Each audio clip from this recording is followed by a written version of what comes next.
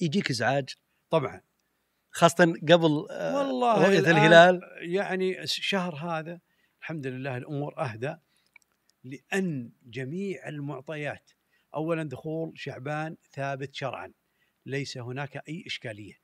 لو في احتمالية إما يوم الخميس أو الأربعاء لو لم يتم إثبات شهر شعبان صار فيه إشكالية، ولكن الحمد لله داخل شهر شعبان، وأعلنت المحكمة العليا أنه ثبت دخوله، وبهذا يكون يوم الثلاثاء 29 لا محالة بإذن الله، ثم الأربعاء يكون مكمل لشهر ما في مشكلة.